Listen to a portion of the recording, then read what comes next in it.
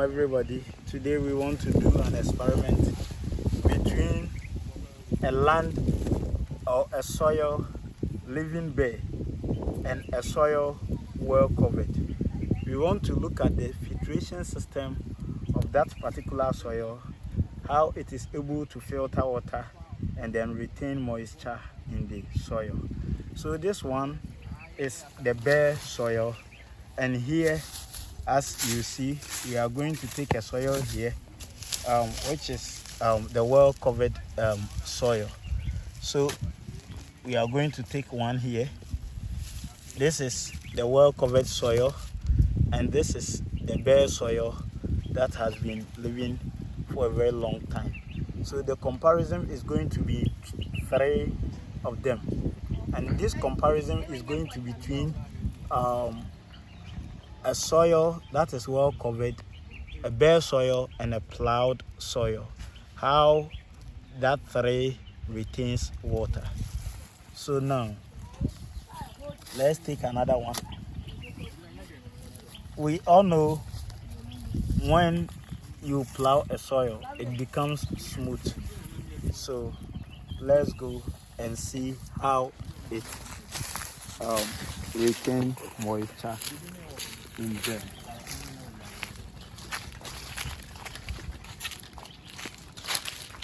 Okay, now here we go. This is the plowed soil, and you know what, when you plow, there is some mechanism in the soil that is called capillary action. And that capillary action, or that capillary network, is the little holes that you see in the soil. And the soil structure as well, you see how the fibers are formed in the soil. So we are going to compare the three, how they all absorb water, filtration system. So here we go. We have our water here. Okay.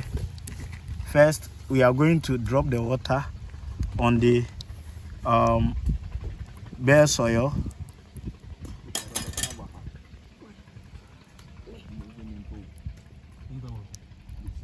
Good.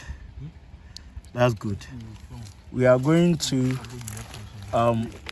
spread the water on the covered soil as well, and see how much water will be retained, or how much water will be stored in both or the three soil.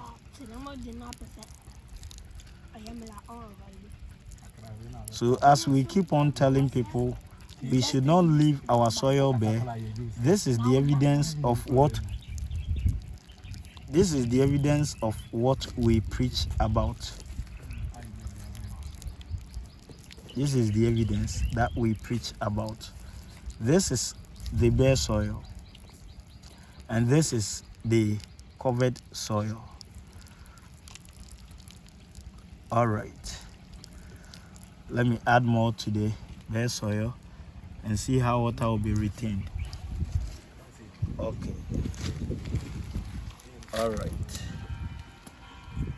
Okay. This is the covered one. All right. So let me take another water. This is the plow soil, and the moment you plow, that capillary network, you automatically destroy it. Okay. So let's go. This is the plow soil.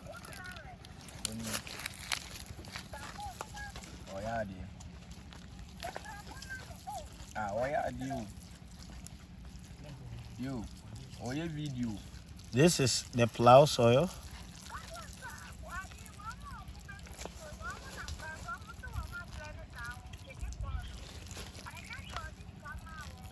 All right. So pause it. Plow soil, as you can see, the water is flowing outside, and the water has turned brown, meaning the nutrient in the soil is going. This is the plow soil. This is the covered one, the mulched one, and this is the bare one. So we are going to check which one retain more moisture in them. Okay. All right.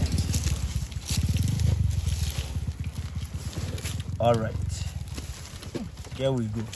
Now, you see the plowed one. Once it is loose, it easily loses its moisture content, because any plow soil is bare, whether you like it or not. Moreover, the capillary action or the capillary network in the soil is destroyed. 2. The bare soil is somehow hard because of the direct sunlight that hits the surface of the soil. That is it. So we are going to break it. You see, it is not moist. You see, it is not moist. Good. So that is the results of the bare soil. Now, the mulched one, let's take a look at it. You see, it is moist. You see, it is well moist, meaning the covered soil retains more water in them. So it is better for every farmer to cover your soil so that the sunlight will not hit the surface direct. Besides, it is good in terms of water filtration to retain more moisture in the soil. These fibers that you see in here is the fiber that holds the water. It's like having a water in my hand. Once it is hard, the water will flow away. But when I put a foam in my hand, it will easily absorb the water. So that is how, like this one. So let's break it again and see. You see, it is well moist. And the holes that you see in there is the capillary network or the capillary action that we talk about. So as you can see, it is well moist. And when a soil is moist like this and it is well covered, it reduces the evaporation potential so that more water will be retained in the soil for crops to grow well on that covered soil. So that is why we always preach to farmers that we shouldn't plow at all. Whenever